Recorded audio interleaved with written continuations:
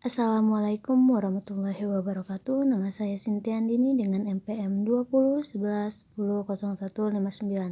Saya dari kelas PGMIC semester 2. Di sini saya akan menjelaskan materi tentang bakteri. Guna memenuhi tugas konsep dasar IPA yang diampu oleh Bapak Ferdi Zulkarnain MPD. Di sini ada beberapa yang akan saya jelaskan mengenai dasar pengelompokan bakteri. Yang pertama, saya akan menjelaskan tentang kelompok bakteri berdasarkan bentuk.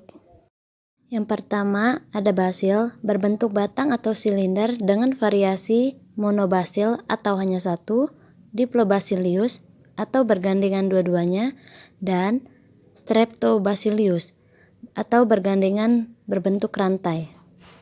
Meskipun begitu, ada juga yang berbentuk agak bundar sehingga dibentuk Coccobacillus. Contohnya bakteri adalah Bacillus anthracis.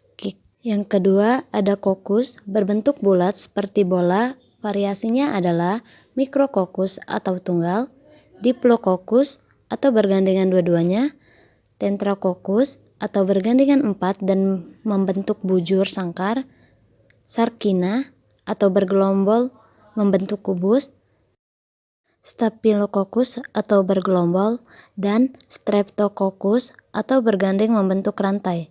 Salah satu contoh bakterinya adalah Staphylococcus aureus. Bentuk yang ketiga ada spiral atau Spirillum, bakteri yang berbentuk lengkung dan nampak seperti spiral. Variasi bentuknya ada vibrio atau berbentuk koma jika lengkung kurang dari setengah lingkaran, spiral atau jika bentuk lengkung lebih dari setengah lingkaran, dan spirohet atau bentuk lengkung membentuk struktur yang fleksibel. Contoh bakterinya adalah Treponema pallidum. Kemudian ada jumlah dan letak flagella. Flagella atau yang sering disebut dengan bulu cambuk adalah bagian dari struktur sel yang berbentuk batang atau spiral dan terletak pada dinding sel dan berfungsi sebagai alat gerak. Untuk jelasnya, kamu bisa lihat gambar ini. Kelompok bakteri berdasarkan flagella, yang pertama ada amfitrik, salah satu flagella di setiap sisi. Yang kedua ada peritrik, flagella di seluruh bagiannya. Yang ketiga ada atrik, tidak memiliki flagella. Yang keempat ada monotrik, salah satu flagella di salah satu sisi. Dan yang terakhir ada lophotric, beberapa flagella di salah satu sisi. Selanjutnya, kebutuhan terhadap oksigen. Berbeda dari makhluk hidup lain yang membutuhkan oksigen, ada beberapa jenis bakteri yang bisa hidup tanpa oksigen. Bakteri jenis ini disebut dengan bakteri anaerob. Meskipun begitu, tetap ada jenis bakteri yang membutuhkan oksigen. Salah satu contoh bakteri aerob adalah bakteri nitrifikasi yang akan mengubah amonia menjadi nitrat.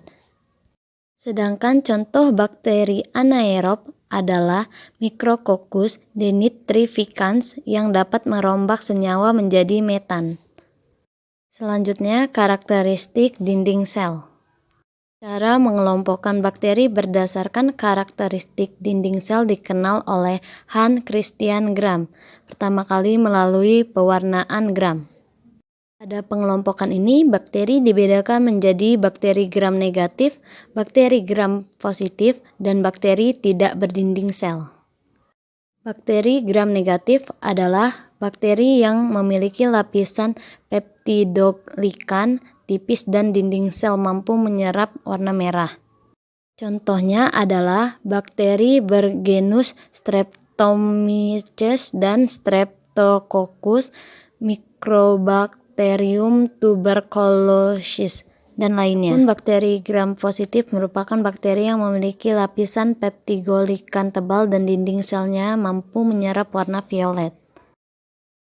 Contohnya adalah bakteri ungu, Enterobacteria, Vibrio, dan lain sebagainya. Bakteri tidak berdinding sel berarti tidak memiliki dinding sel. Kelompok bakteri yang terakhir adalah berdasarkan cara mendapatkan makanan.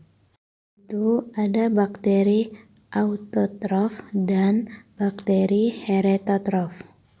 Bakteri autotrof memproduksi makanannya sendiri, sedangkan bakteri heterotrof memperoleh makanannya dari organisme lain.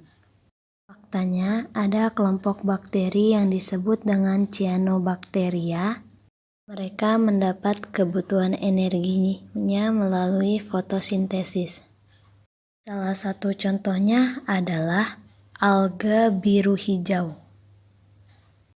Itu saja yang dapat saya sampaikan mengenai materi tentang bakteri. Kurang lebihnya saya mohon maaf. Terima kasih. Wassalamualaikum warahmatullahi wabarakatuh.